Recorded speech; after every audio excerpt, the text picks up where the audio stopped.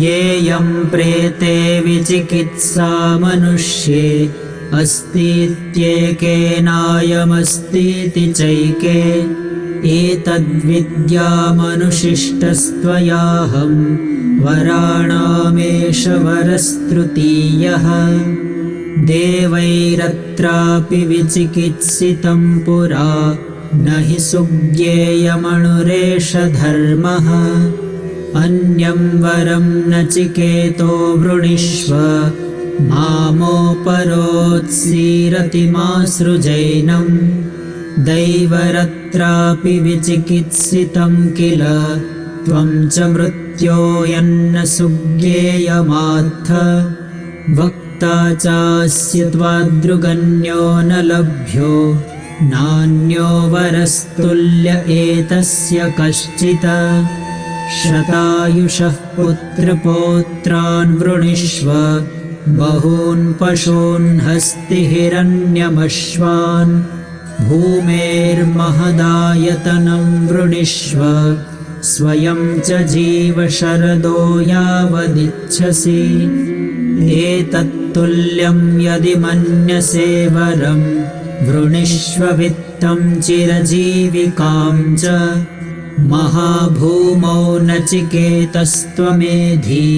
कामानां त्वा कामभाजं करोमि ये ये कामा दुर्लभामर्त्यलोके सर्वान् कामान् छन्दतः प्रार्थयस्व इमा रामाः सरथाः सतूर्या न हि दृशा लम्भनीया मनुष्यैः आभिर्मत्प्रत्ताभिः परिचारयस्व नचिकेतो मरणं मानुप्राक्षीः श्वोभावामर्त्यस्य यदन्तकैतत् सर्वेन्द्रियाणां जरयन्ति तेजः अपि सर्वं जीवितमल्पमेव तवैव वाहास्तव नृत्यगीते न वित्तेन तर्पणीयो मनुष्यो लप्स्यामहे वित्तमद्राक्ष्मचेत्त्वा जीविष्यामो यावदीशिष्यसि त्वं वरस्तु मे वरणीयः स एव अजीर्यताममृतानामुपेत्य जीर्यन्मर्त्यः क्व तदास्थः प्रजानन् अभिध्यायन् वर्णरतिप्रमोदान् अतिदीर्घे जीविते को रमेत यस्मिन्निदं विचिकित्सन्ति मृत्यो यत्साम्पराये महति ब्रूहि नस्तत योऽयं वरो गूढमनुप्रविष्टो नान्यं तस्मान्नचिकेता वृणीते।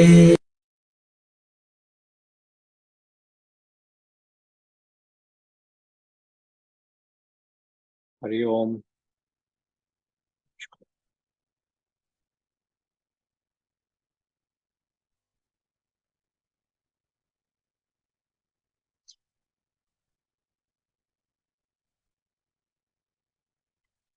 Mantra 20, please.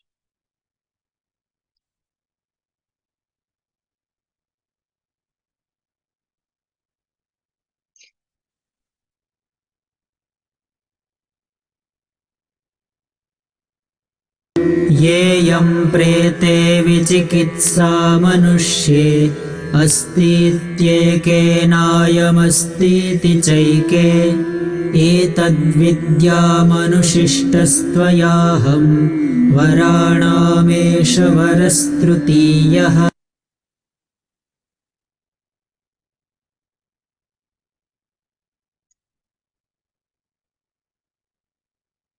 The 20th mantra, Nachiketa is asking his third boon.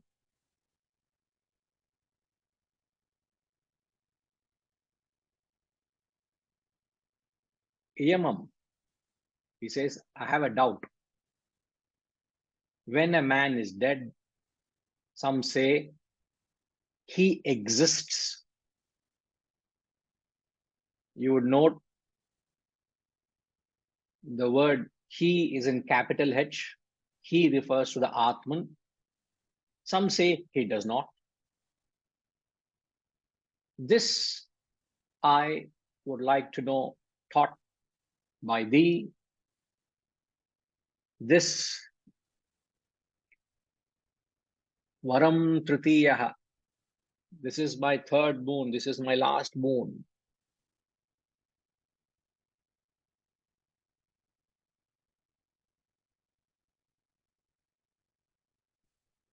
So, in the text till now, the effort was to build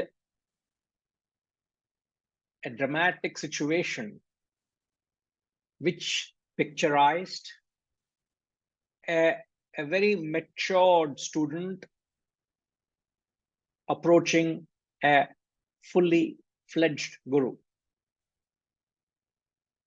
a highly qualified student approaching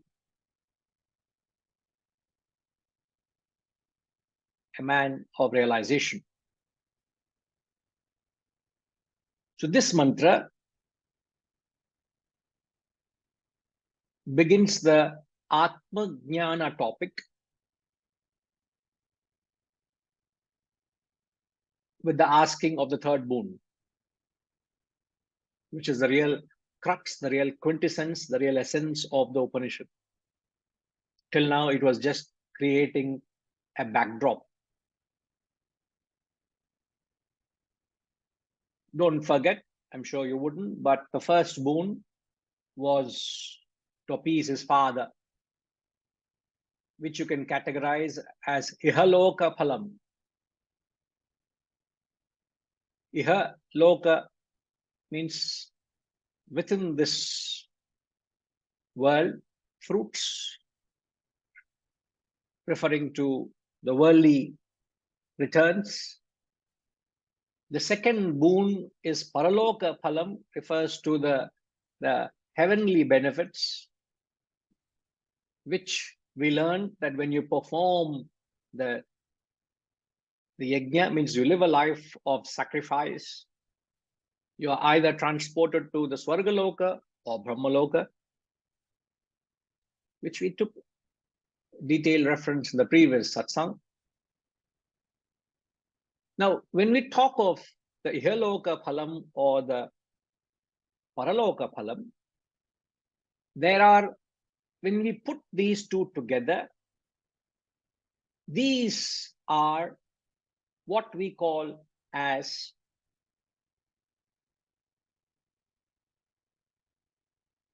Adhya Ropaha.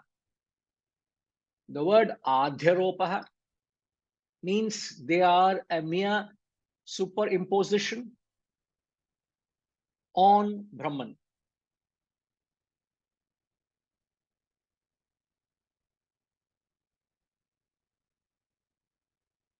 So the first point, the first step of Advaita teachings is to establish that all the worlds, whether you are seeking material gains or you're seeking heavenly gains, all this is the part of superimposition on Brahman.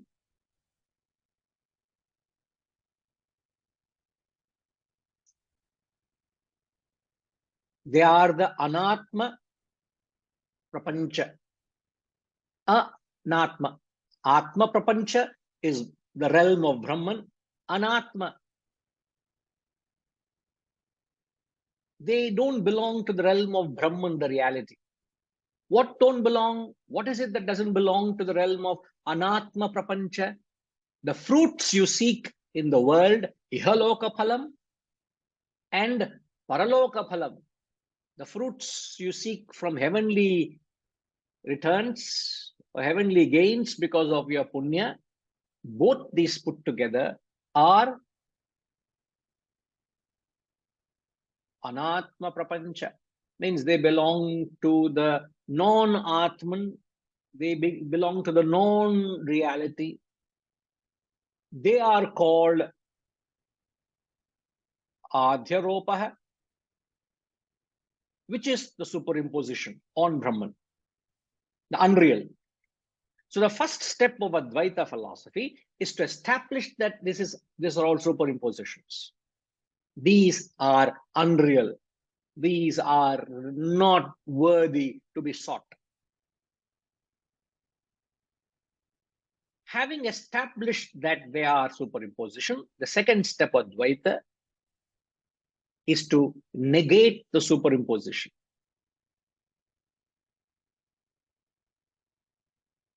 The second step is known as apavada,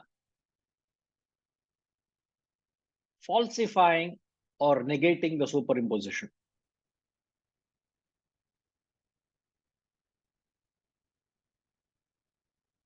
I hope there is no confusion.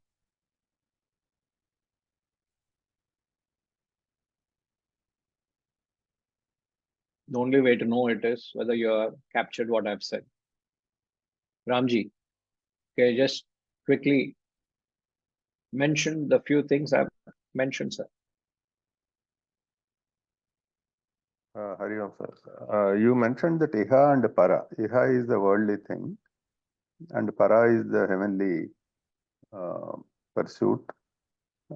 These are paths of superimposition on Brahman, which is called Adyalokam.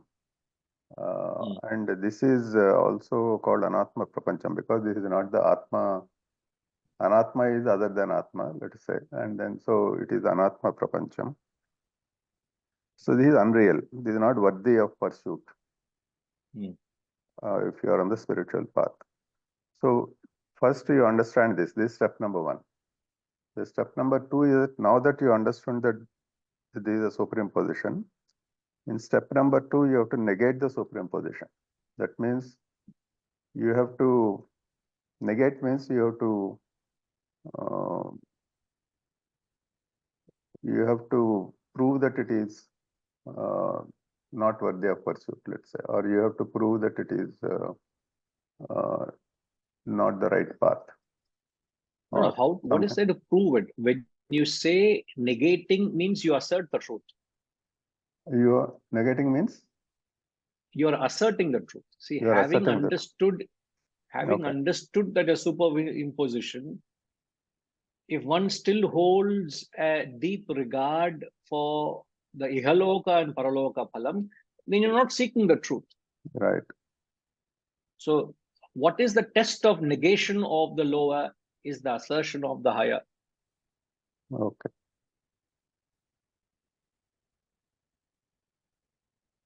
Okay, understood. But I have one question. Yes, please. What do you mean by superimposition on Brahman? I didn't understand that. Brahman, how do you superimpose Iha and Para on Brahman? I mean, why is this called superimposition on Brahman? What does it mean exactly? It's like the snake is a superimposition on the rope. Oh, acha, acha. Okay. When you say superimposition, the false camouflaging, imposing itself on the reality. Okay, I understand. Okay. So the unreal superimposes on the real. Okay. So the Ihaloka and the Paraloka,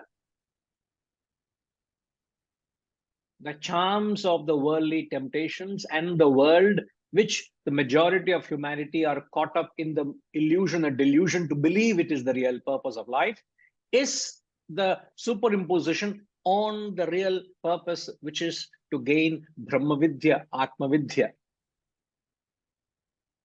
Okay. So simpler way of understanding is that this is the snake, and next step is the superimposition is like the snake, and the real is the rope. Okay. So when you are taking an Upanishad text, you have to talk the language of the Upanishad. Yeah. But the frequency changes. The frequency changes. Sir, I know, sir. No, but for lesser mortals like me, it's easier to understand that way. So I think that Sir, is, I did not have to explain anything. The mere mention of it, you understood. So yeah, it tells us how lesser mortal you are. yeah. Huh? Thank But you, you sir. get the concept of Yeah, superimposition, yeah, right? okay, yeah, Hmm? okay. So these two are being mentioned are the teachings which are propounded by the Advaita school of thought. Advaita school of thought establishes the existence of the non-dual Brahman alone. Brahman alone is real. The entire world that you consider as real is not worth getting attached to, bound to, or inflicted by. Why am I being inflicted by the world which should not have any substance from the absolute standpoint? And yet, you and I, day in and day out, are constantly inflicted by the pain and suffering because of our attachment to this world and what the world does to us. To which one who is grounded in the Advaita understands primarily that it's a superimposition. It is not the reality. It is not worth getting carried away. Like yesterday, I got a very wise advice from a very wise person. It's not, no point getting carried away, Guruji, she said. And the Guru is Gayatri Ma. GG, Guru Gayatri. I don't know, maybe she thought the Guru was getting carried away. She said, Guruji, why I? In a way, there's no need to get carried away. Correct, Gayatri Ma?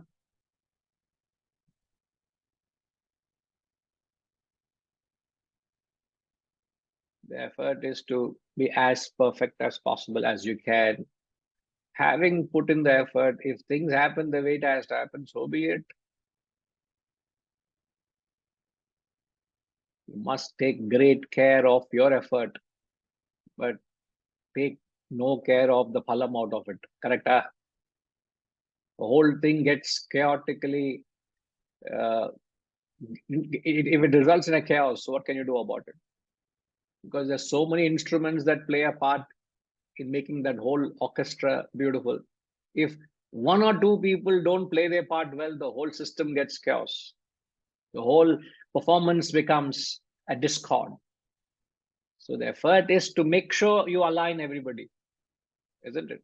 So perhaps I'm playing the role of a controller to make sure everybody plays that role. I'm not saying I'm superior or inferior. I'm just saying somebody has to play that role to knit all performers on stage.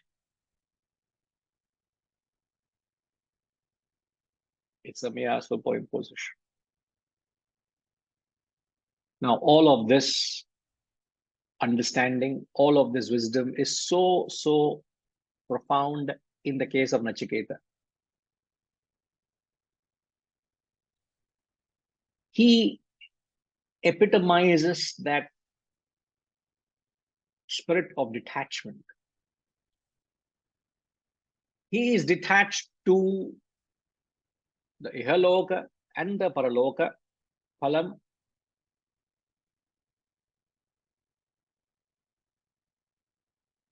He is not interested in them, and he is only interested in Atma Jnanam.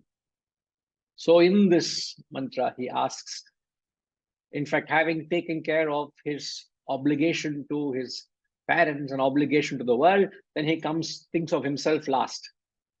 He never thought of Atma Jnanam first.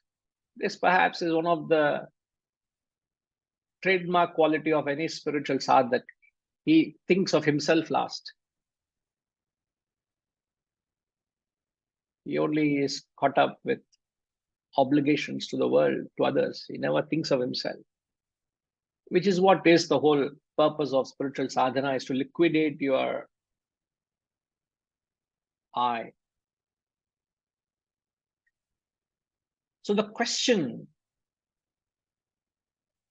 Nachiketa is asking, some say that death is the end. Some say he does not exist. There's nothing beyond death. Everything ends up into a big shunya, a zero. There's nothing beyond it.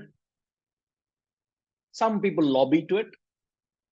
Other people firmly argue, accept it, that there is bound to be an existence beyond the grave. That the grave is not the be all and end all of our journey. It continues after death. There is this two schools of thought. I would like to know, to be taught by thee. Please let me know, what is that position of Atman on death?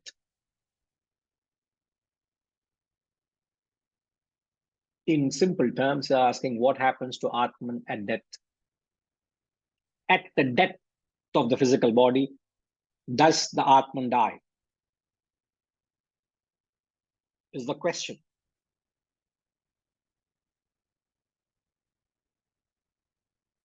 Now, many independent inquirers are tantalized by the horrid beauty of death. It's such a beautiful phenomenon, yet it's horrifying. They don't understand the exact happening of death. It's only the great rishis, the great Vedic masters of yore, through their reflection that they have soared into the sublime realm of beyond and brought out the phenomenon of death. They have systematically, synthetically analyzed the exact phenomenon of death, thanks to the Vedic rishis. If not for these men, we would not have an idea, because many men have got lost in this realm of beyond in trying to decipher what happens after death. In fact, many don't even understand what is the very cause of death. So before we get to the answer which the Lord gives in the next section,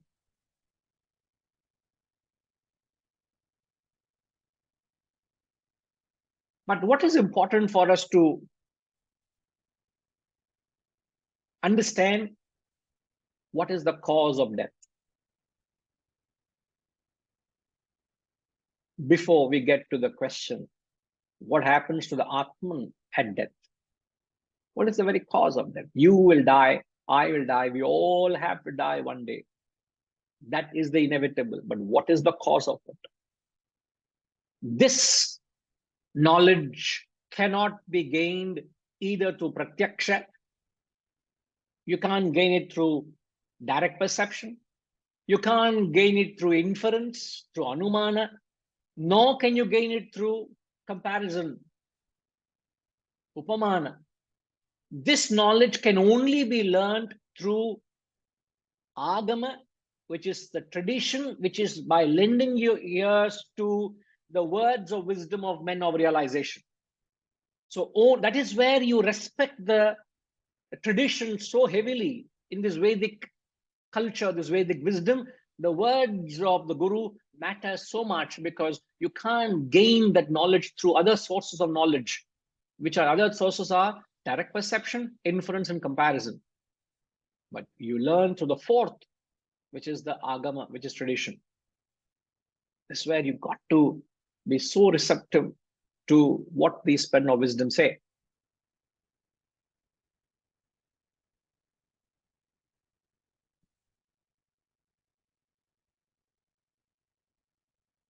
So the important question to ponder, what is the cause of death?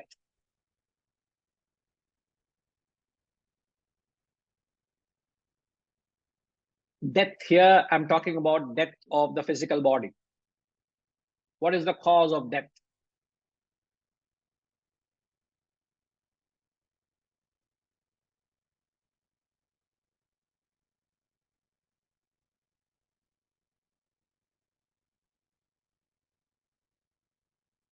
The answer to that is, okay. Yes, Seguji.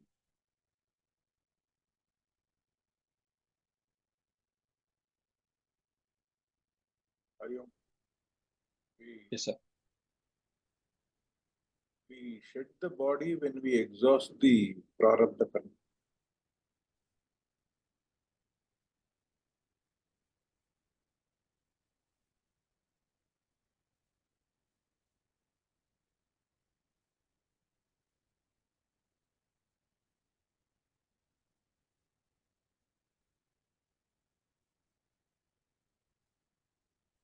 It may not help many to understand. Can you be more,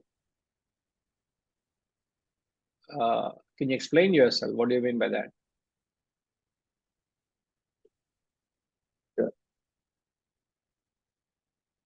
We are when we are born with certain karmas which we have to exhaust by experiencing them,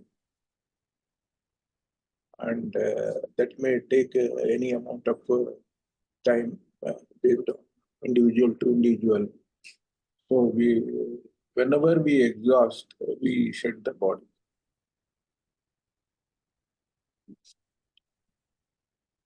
See, the point when we bring the concept of prarabdha vasanas,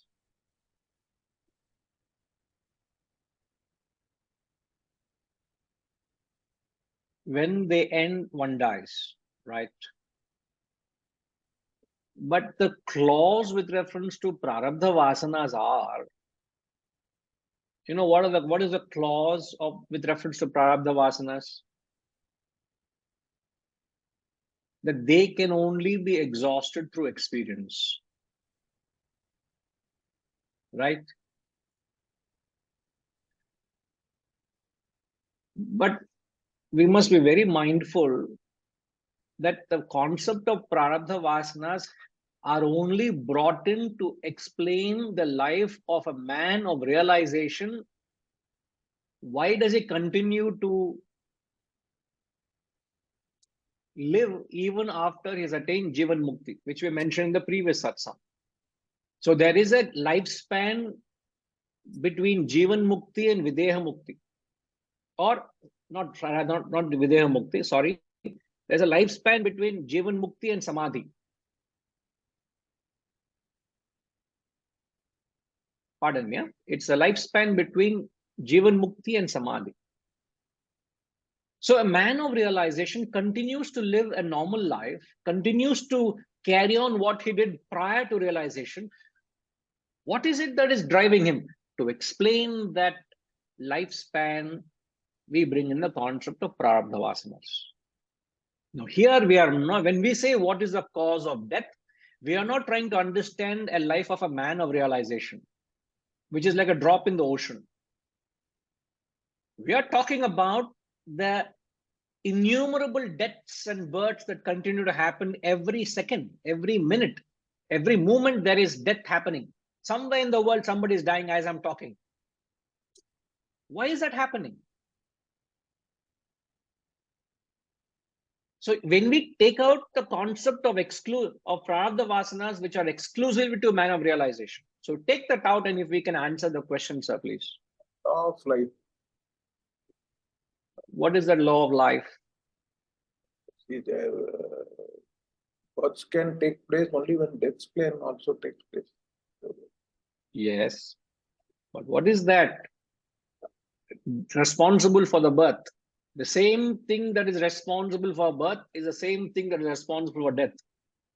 Vasanas. Vasanas. So we'll have to answer it as that vasanas, which is the reason for a person of birth. Let's not specify what the vasanas are. We should not classify it further. Then we get into a specific segment as I've clarified. So the reason a person is born is to exhaust his vasanas. And when the vasanas are exhausted, a person dies. Then we are safe. We don't get into any confusion thereafter. So the vasanas constitute a part of subtle energy or subtle matter, which is a driving force for the gross body or gross matter, which is the physical body, isn't it? we should remember the energy or the driving force of the gross matter or gross body. What is the driving force? The driving force of the gross matter, the gross body, is a subtle matter which constitutes of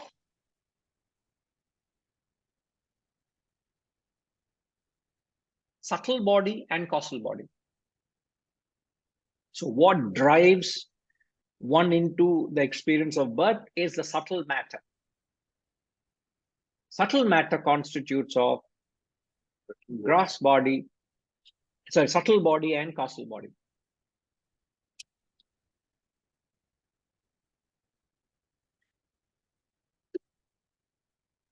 So it is this subtle matter that drives the gross matter, which is the gross body.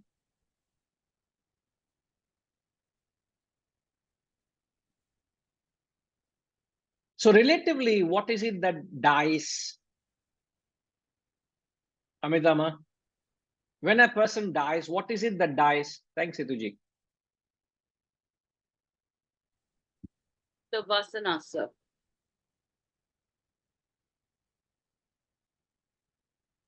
What dies is the vasanas.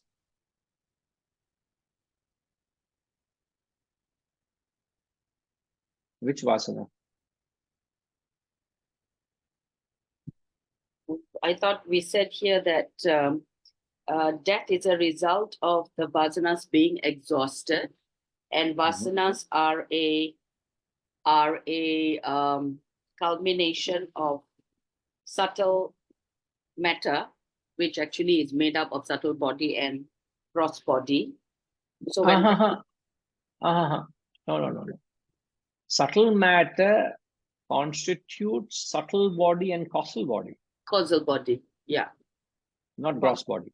Sorry, sir. Yeah. No. I thought you mentioned gross body. So the I subtle did. matter, yeah. So subtle matter constitutes of subtle body and causal body. Causal body. Yeah. And what is causal body? Causal body is the vasanas. Okay. So when Subtle body, exhausted, subtle body is the mind and intellect. Mm. So the vasanas plus the mind and intellect together constitutes as a bundle of subtle matter.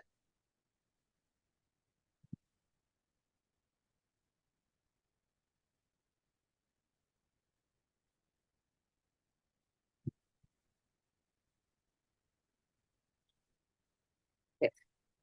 You get that? Yes, sir. So when a person dies, what happens when a person dies? What is it that is dead when a person dies? That whole bundle, sir. Right? You think so? That whole bundle of like you Subtle matter. subtle matter. Yeah. Yeah. If the bundle of subtle matter dies, then are you suggesting in the question there is a possibility that is this the end of everything when a person dies? Is death the end of everything?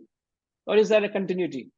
Though he is referring to the Atman, the word he, in fact, the alphabet he, which refers to the Atman in the mantra, can also be interpreted as subtle matter. Mm. So the mantra can be interpreted from an absolute standpoint, relative standpoint. Let's understand from relative, then we come to the absolute.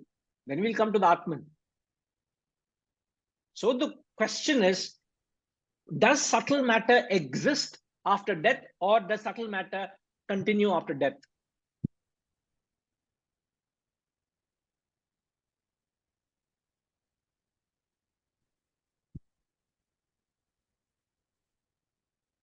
Sorry, Some sir. people believe it's the end, right?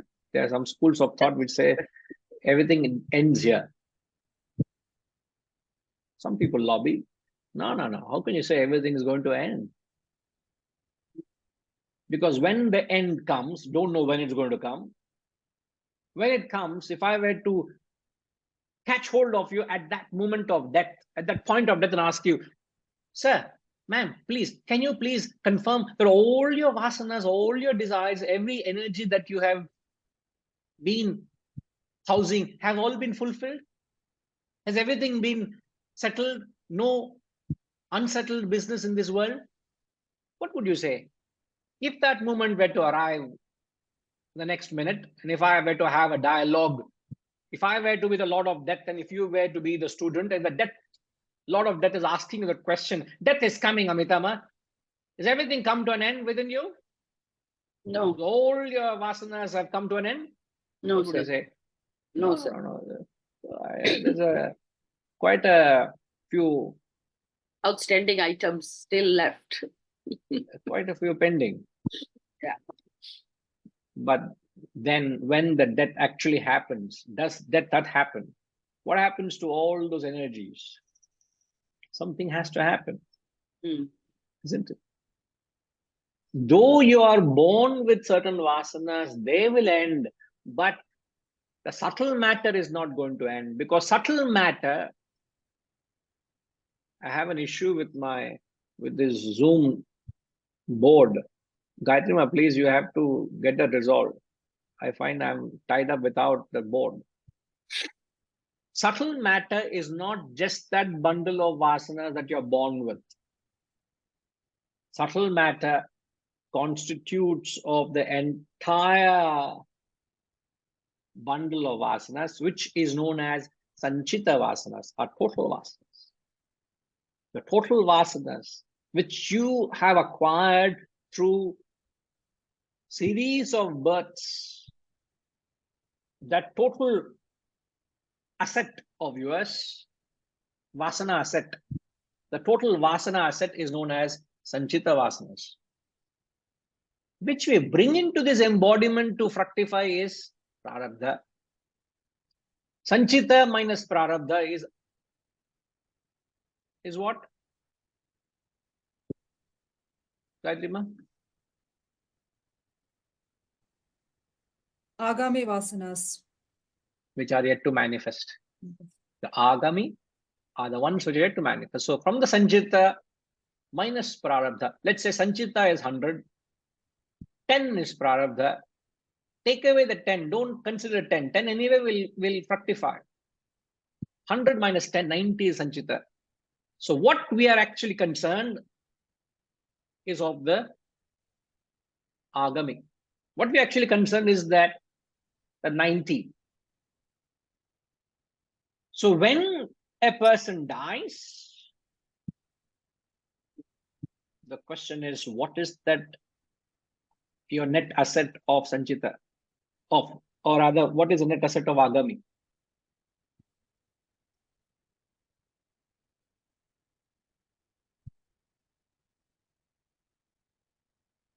The law says, the law of conservation of energy says, energy can neither be created nor destroyed. So the energy in the form of your potent vasanas and desires cannot disappear into thin air, cannot disappear into nothing. So these vasanas, which the death happens, certainly, again, I go back to what Setuji said, because of that bundle of vasanas have died. Yes, exhausted, as you also say. Those, when I say those bundle of vasanas are burnt out, it is those bundle which you're born with. They will get exhausted.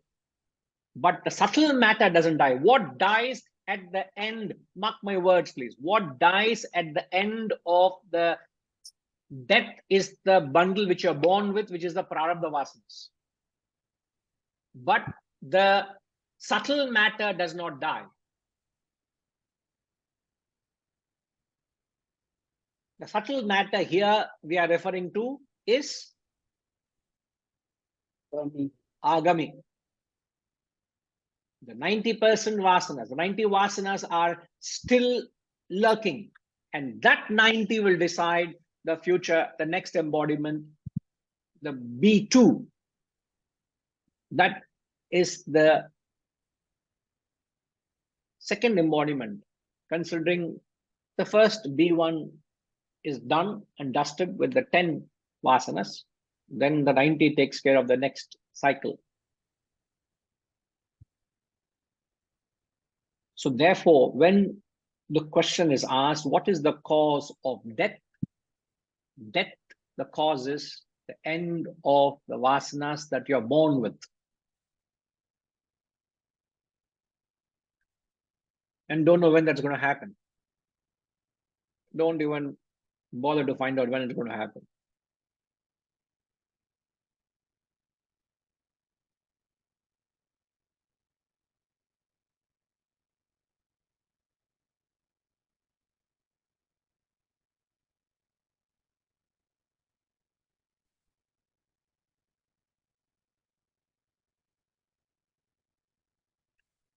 So sum it up, if we have to define death, how would you define death? Death by itself has no meaning unless it is extended into birth. So how would you define death or birth?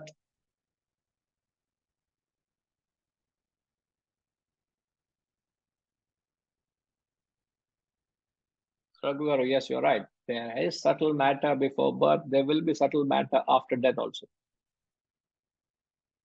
So what is carried forward? What is the definition? How would you define the concept of death and birth?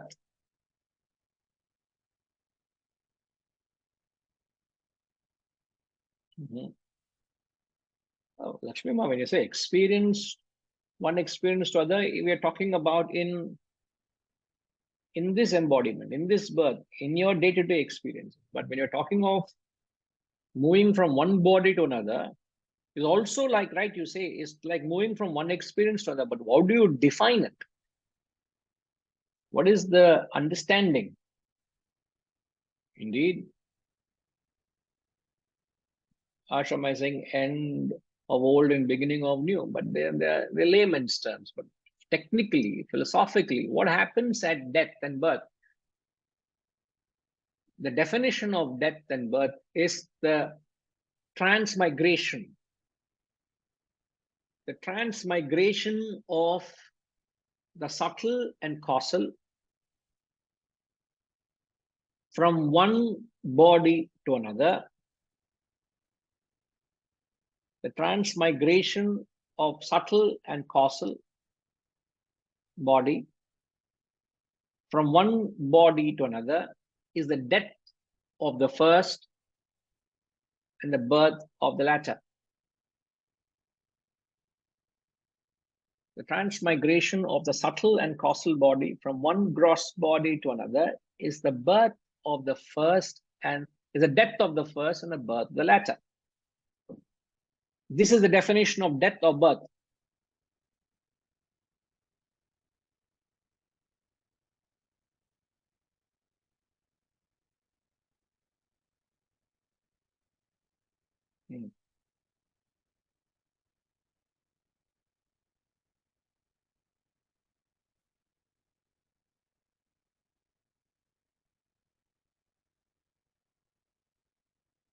So relatively speaking, the subtle matter doesn't end. The subtle matter is imperishable.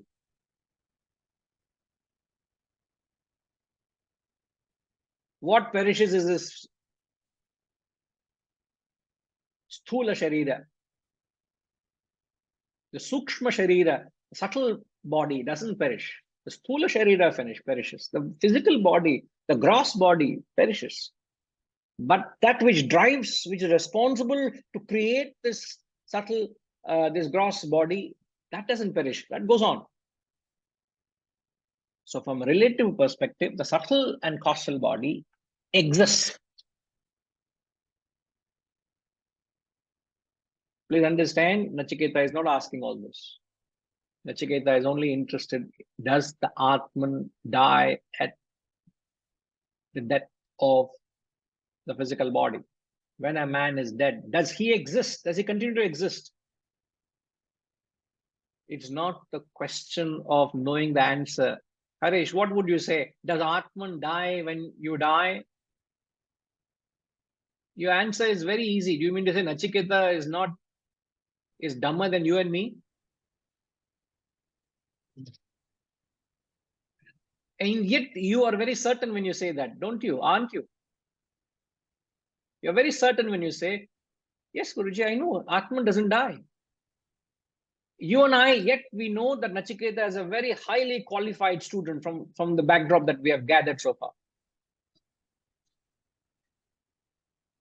So is that answer as straightforward and as simple as we say, no, Atman doesn't die, Atman is imperishable?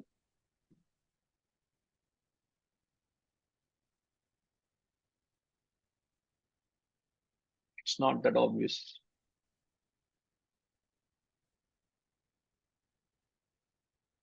Do you see a clear difference in mere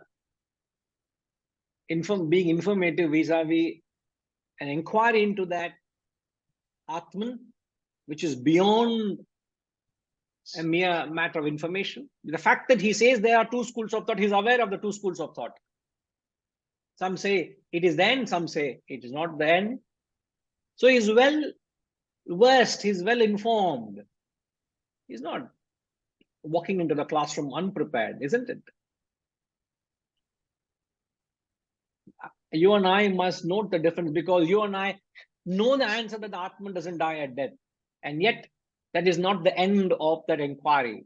That is just the beginning of the inquiry. Because it's like in mathematics, we say X is the answer. But then you have to come to the conclusion, what is that X? You and I are assuming that Atman doesn't die. From where? Because you've heard so. You've heard from so many people. You say, I've heard from your Guruji that Atman doesn't die. But is that, can you establish that? Can you verify that? Can you ascertain that? No, you're just holding on to that assumption of X and say, yes, I know X is not the answer. It's the beginning of your spiritual journey, not the conclusion. And that's where the Upanishad starts, where you think I have the answer and it's ended. Where it ends for us, it begins for Nachiketa. Outstanding. You've got to draw the difference between a mere intellectual knowing vis-a-vis a true inquirer. No true inquirer will be satisfied with a mere assumption or postulation. He wants to get to the truth. He wants to understand the real in and out of what that Brahman is, Atman is. In that study, he comes to know what the truth is. So don't resign to the fact that you know that Atman doesn't die. It is just an assumption, my dear friends. I had to mention this because there could be a kind of assurance we all have. I know that Atman doesn't die. Nachiketa doesn't know. Poor fellow, young boy. Let Lord Yama answer him, not me. No. Don't ever have that attitude. Yes, Harish. You would say, you have said everything. I have nothing to say.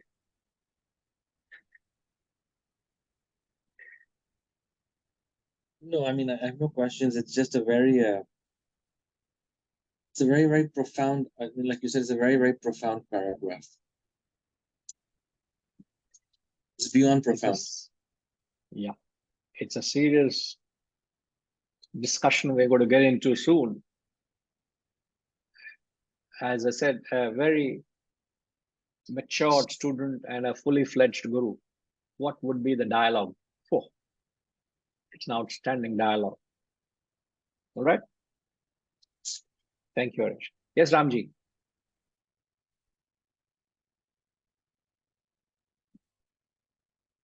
The two things you said, one is that it is the transmission of the subtle. Transmission is a transmigration. Transmigration of the subtle Ah. from one body to the other is the death of the first and the birth of the later. And also we said that there is no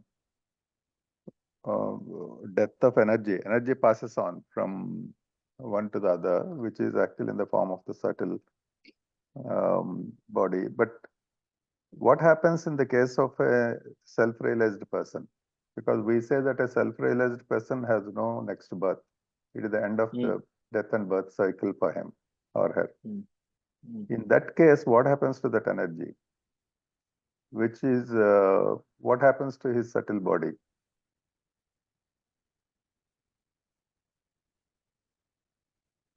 Which energy? No, for ordinary people, when it's a life and death cycle, is explained here through this definition, what you said, the transmigration. But in a self-realized person's case, since he has no further births, that's what we say, that a self-realized person has broken that cycle of life and death, and he has reached the end of the journey. So what happens to that subtle body inside him when he dies? He realizes it is superimposition. That is self-realization. But Yes. but the That energy realization, energy may remain. Where it has no address. It has no arrogation. It has no identification. He has completely disidentified with it. So it's like saying you have a property, but you have no identification with it. It is there, but you have no identification. You have resigned to that arrogation of mind. So it is there. It may be there, even if it is there, if you say so. But we are talking of a different plane of consciousness here. It's like, sir, you are, let's say tonight when you go to sleep, you are sleeping with your family in your own home. But when you go into that realm of deep sleep or realm of dream, you may be dreaming of another realm of experience. But the world which you are sleeping in as a waker doesn't exist for you. Yeah. In the same way, even if you were to say that what happens to a subtle matter, we say that he has transcended. What do you mean transcended? He has completely disassociated with it. It's not that it becomes into thin air.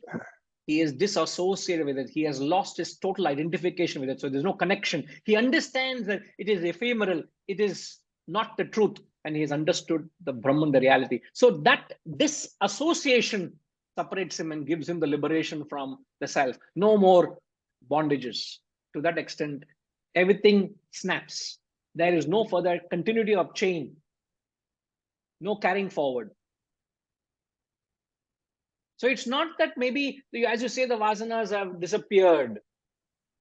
If you say, if I'm still going along with your question, that law of conservation of energy, that energy can neither be created or destroyed. So in some form, it may be present, but he has lost his connection with it. He is disconnected with it. So a different realm altogether. That's one point. Okay. Are you able to relate to that? Yeah, I understand that. So basically, Again, he is detaching him. So normally when we talk of detachment or vairagya, we are talking of worldly things. But here it is actually detachment from even the subtle things. I mean, it is completely, so it cuts across births actually. That subtle thing, if you are detaching yourself, that is a detachment across births, because that subtle matter is going across births. Tad Brahma Nishkalamaham Nacha Bhuta Sangaha.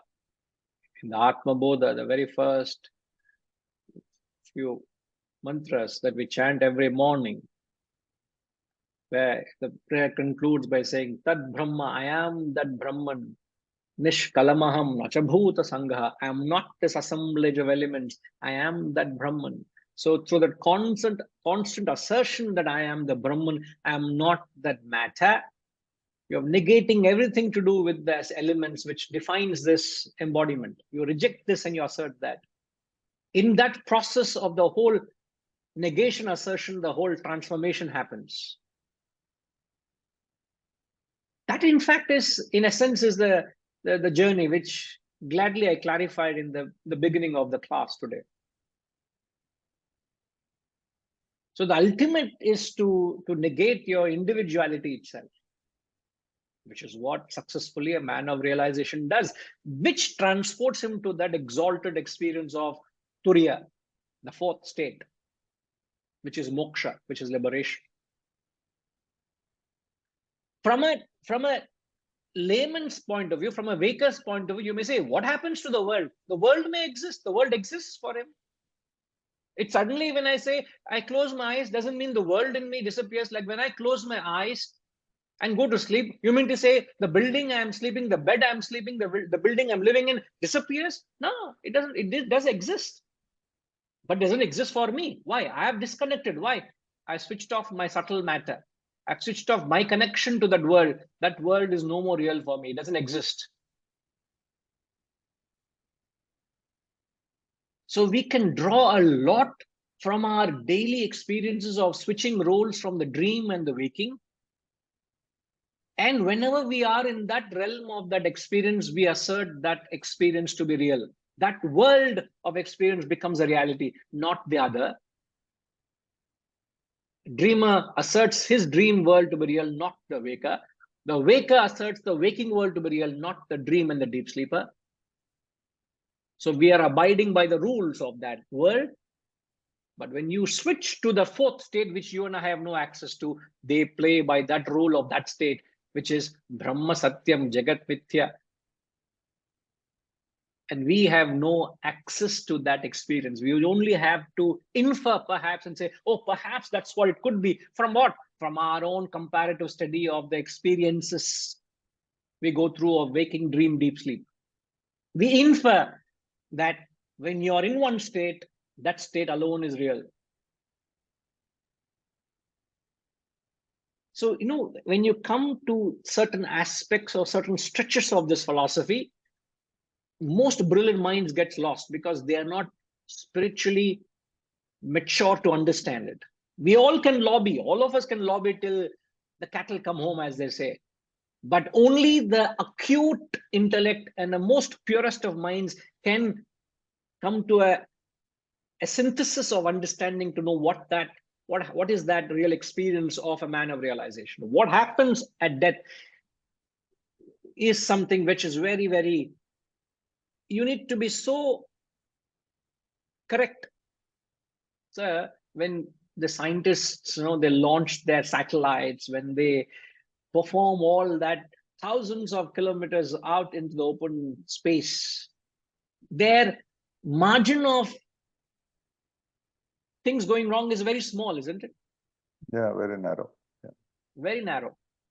When we're talking of launching a satellite, can you imagine when you are going into the realms beyond the known, in subtler aspects of understanding, how correct your conclusions must be? So I hope you understand. That's one point. Second point is when, let's say you had a desire, you had a vasana in the past. I just give an example. Let's say you had a passion to collect watches. Let's say, example, when you're young, when you're passionate, you are earning money, enough money to satisfy your passions. You could buy the best of choicest of watches. Now I ask you, Ramji, what happened to that desire or vasana to collect watches? It's gone, Guruji. It's all gone. I have no interest in collecting. I just wear whatever watch is there. I know I've kept all my watches collection somewhere, but I am not really interested in it. Now I ask you, what happened to that potent vasana which you pursued and collected X number? What happened to the vasana now? And you relate to the concept of law of conservation of energy. Neither energy can be created or destroyed. So what happened to that vasana? Where is it now? What would you say to it? It might have got converted into some other passion. Possible. As long as these passions continue, you will keep switching from one to the other. But that vasana will die only. But no, you may say you may have another passion. But what happened to that particular passion? That is gone, yes. Where? No, gone. You're also questioning what happened to the vasanas at the man of death. Where has it gone? Now I ask you, when you say vasanas are gone, where has it gone?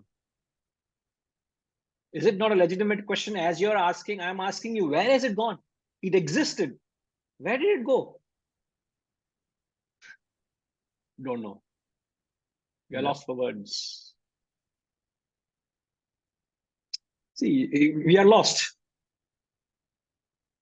Even when you break it down to The mortal experiences we go through, we don't know. Right now, I ask you, where are your vasanas, sir? So many other passions you are dearly pursuing now. Where are they now? Do you know their address? Can you identify them for me, please? Your vasanas, your assets, where are they? No idea, sir. I know I get up every day the same person. I continue the same thing I left behind yesterday, and I wish to continue it tomorrow as well. But I don't know where are they. And I don't know what makes me what I am. Imagine Ramji wakes up like Harish, Harishji wakes up like Harish, Harish wakes up like Gayatri Ma wakes up like Subhashji, Subhashji wakes up like Setuji. Yo. Imagine if I have to contact each of you, I'll have to get up and ask, oh, Ramji, whom did you wake up as today?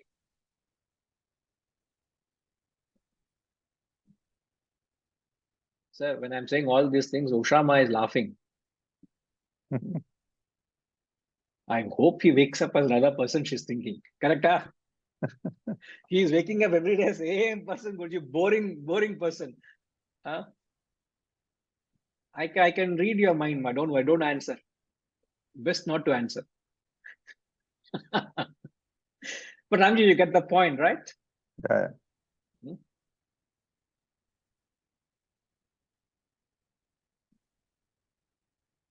Right. Let me take up a few questions. I think right from a little earlier, maybe a little digression, but to clarify what was said earlier, what is the difference Soumyama is asking between Jivan Mukti and Samadhi? Jivan Mukti means one who attains realization within his lifespan. Samadhi refers to physical death of that very same person. Samadhi is usually referred to those men of realization who attain physical death. But they can attain realization even when they are alive, means during the lifespan they can attain self-realization. So that's the difference.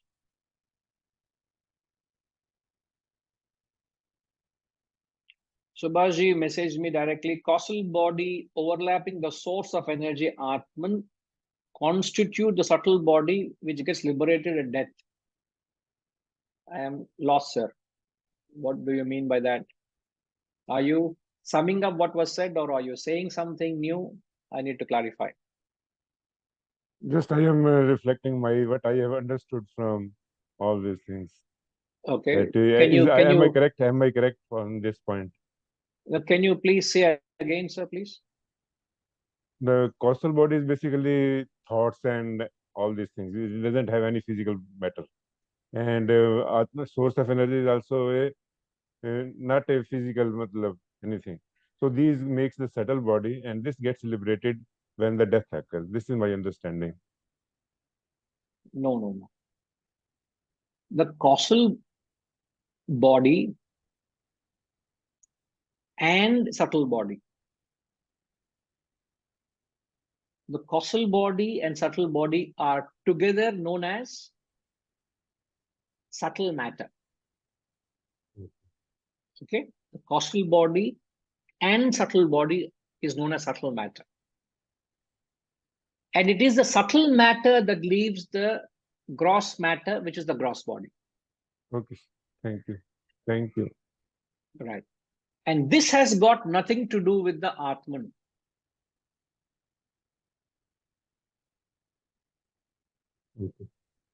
Okay, Ji.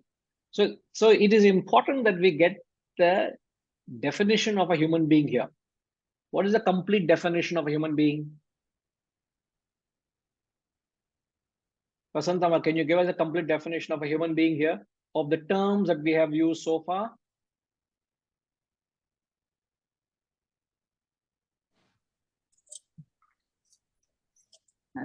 Terms is we are gross matter plus subtle matter make a human being.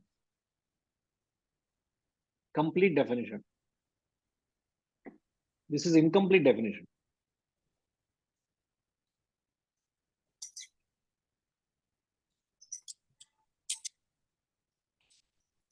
Physical body. Physical body. Plus the The gross body plus the subtle body. All three make up. But the physical body is the gross body. Correct.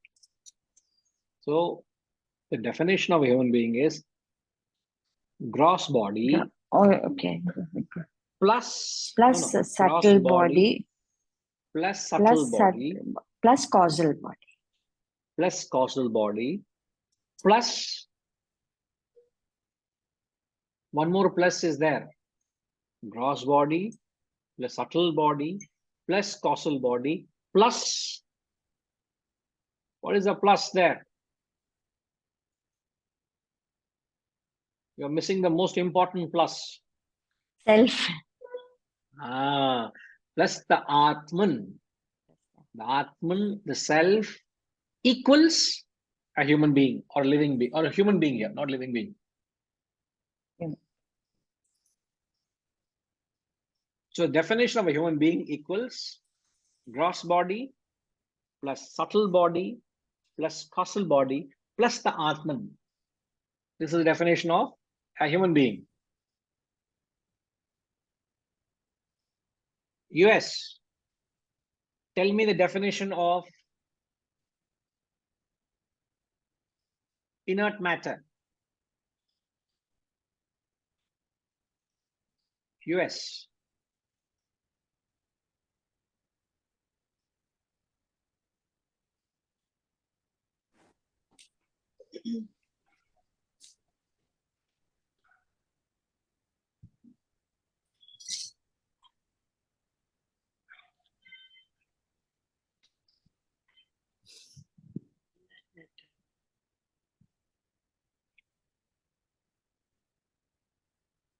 Do you have an answer, Ma?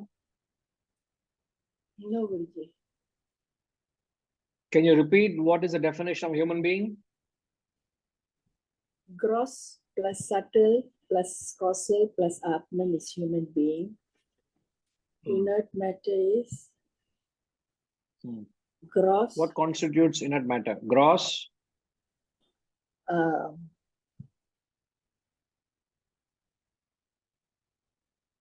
plus Atman.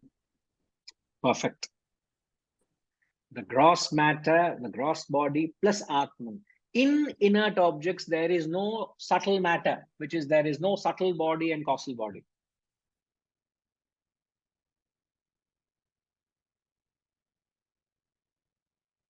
That's the reason there's no life in them, right? The table doesn't exhibit any life. It's dead. It's called inert, lifeless, because subtle matter is not there. So what is the difference, Usha? US, I'm still with you. Now tell me, what is the difference between dead body and inert matter? Okay, give me the definition of dead body.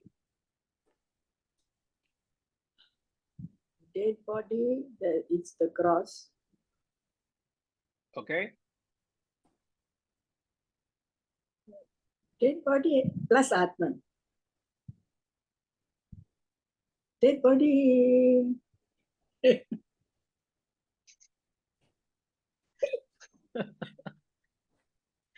What is the definition of the dead body?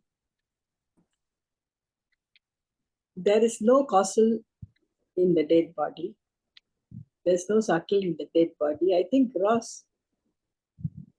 And Atman is everywhere. So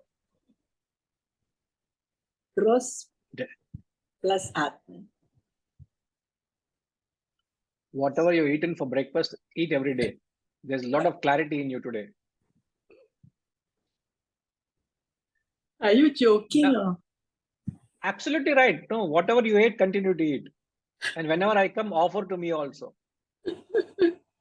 Because I see a lot of wisdom in what you said. So the definition of dead body is gross body plus the Atman, which is exactly, therefore there is no difference between inert matter and dead body. Both are same, isn't it? Lifeless.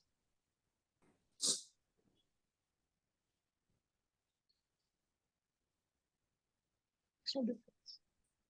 It's a mathematical deduction, it's a mathematical logical conclusion you can have. So once you give a definition of a human being, what is absent is subtle matter that defines inert matter, which is its dead body. Now you go back to the definition of what we said at death. Death is transmigration of subtle and matter from one body to another. So when the subtle matter, which is the subtle body and the causal body, from me leaves, that very moment, this embodiment is dead. I am like any piece of wood. I am just a matter of gross elements. The subtle elements in me have left. Subtle matter has left. The body will disintegrate into elements, which is what would happen to any of this inert matter.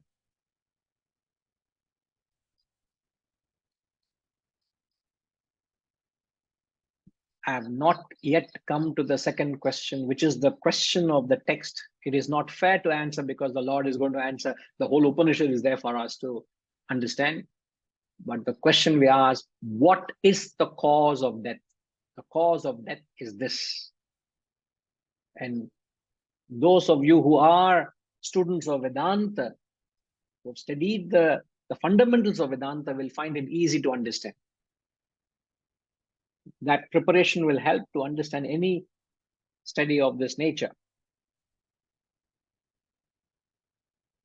The question which is asking is, does Atman exist or does Atman die? As we all know, the Atman is imperishable. The Atman doesn't die. The Atman exists.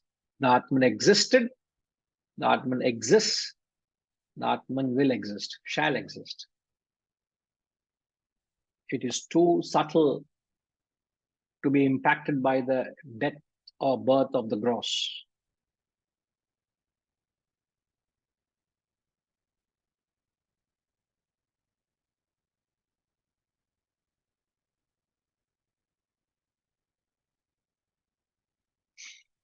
All of that will continue, will gather in subsequent developments. A few more clarifications that have come up. Again, may sound out of context, but I'll answer them. Guruji, if B2 existed, already existed, Vasana will be carried forward or new manifestation will emerge. What do you mean B2 already existed? B2 will come. B2 is the second birth. Second birth will only come when B1 ends, no? The B1 should end, then comes the beginning of B2. So when the vasanas of B1 ends, then they're carried forward into B2. So the question of B2 vasanas, the vasanas are the same. It's a different embodiment. When I say same vasana, it's same subtle matter, no? The subtle matter which was responsible for B1 is the same subtle matter responsible for B2. Okay. The 10 vasanas which you said as prarabdha vasanas in B1 is Saumya. B2 will be somebody else. B3 will be somebody else. Different embodiment, because the next bundle of vasanas will determine that.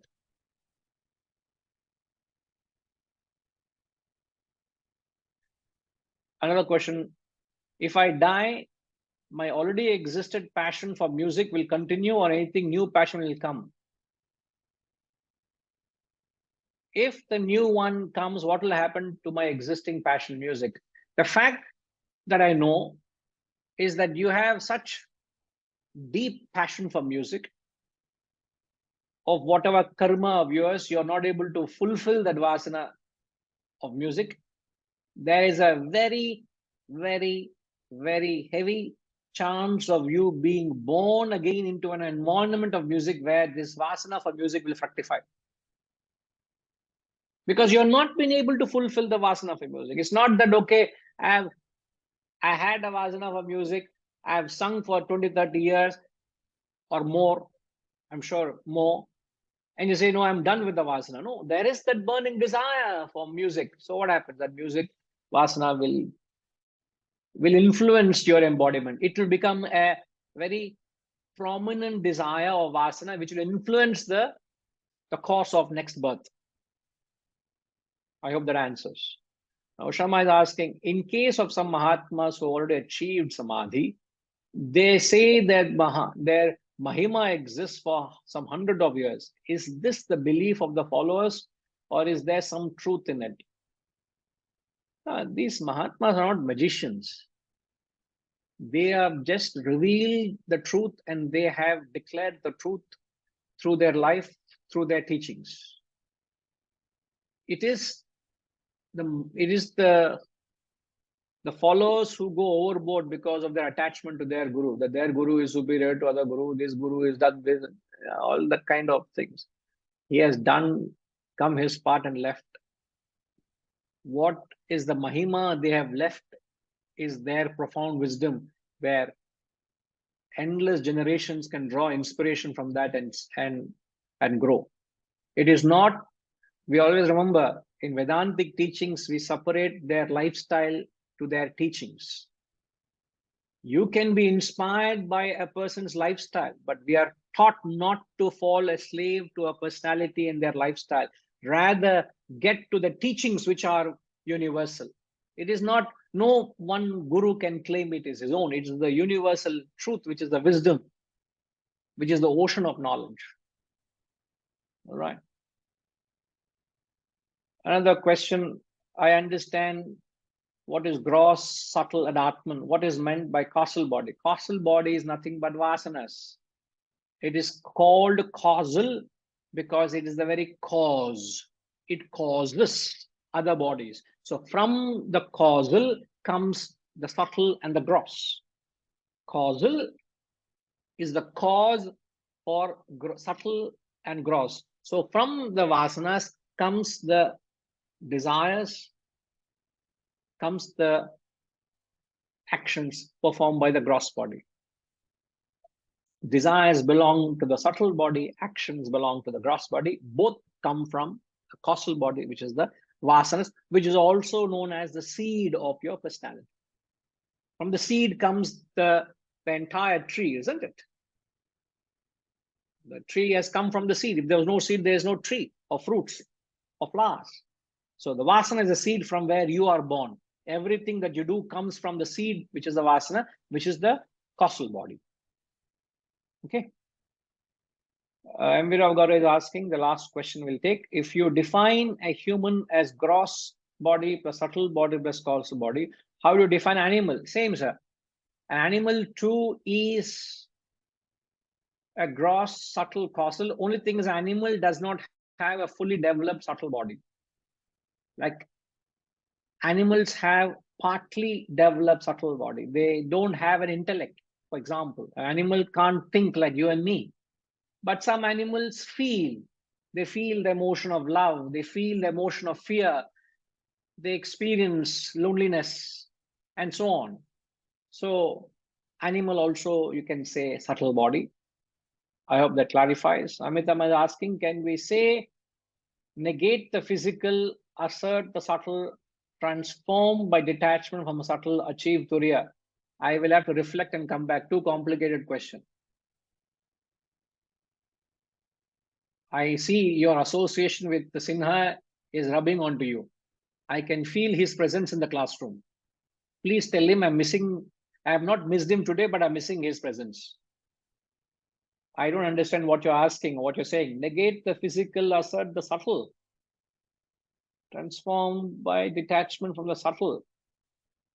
Achieve turiya. I don't get what you're saying. Yes, ma. Okay. No problem, sir. We can maybe discuss it later. I'm just trying to synthesize what we have discussed today. No. Please synthesize now. Okay. So we said just now that it's about negating the current physical world, right? And we can only do that by asserting something higher, which is the subtle, which is Atman, which is Brahman, etc. And then we move on to the next phase, which is the transformation or the transmigration, as you mentioned. So meaning to say we are even giving up or detaching from the subtle, and that will give us that liberation or the moksha in turiya. Because in Turiya, there's nothing. It's not the physical, it's not the subtle, it is, not even the Atman. It's beyond all of that. Now, my humble advice to you is forget Turiya, Okay. forget moksha, forget realization. Okay. All what you and I need to practice is understand the world a superimposition, imbibe Atma Vidya, which is negation of the lower, assertion of the higher. Okay. When we intensify that attunement to the Atma Vidya, when we intensify our attunement to the reality by negating the lower, the non-identification of the lower, supplemented with assertion of the higher. Only when you negate can you assert. Yeah. It's like scaling a stairs. Climbing a ladder, yeah. When you Climbing a ladder, walking up the flight of stairs. Yeah. Only when you take your feet off the lower step, you can put your firm foot on the higher step, you can take it off from a lower step, right? Yeah. So only when you can assert, then you can negate. So the concept of assertion negation should go on. This churning of negation assertion will ultimately lead us to the point where you become the reality. The non-real has no existence. And that becoming, that happening, is a crystallization of the journey of negation and assertion. So that should be our focus. The rest of it is academic. It will happen. Thank you so much.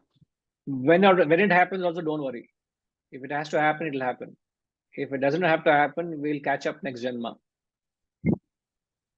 But as far as we all are concerned, we'll catch up again the next satsang. Not next Janma, next satsang we'll catch up. Okay. Thank you, sir.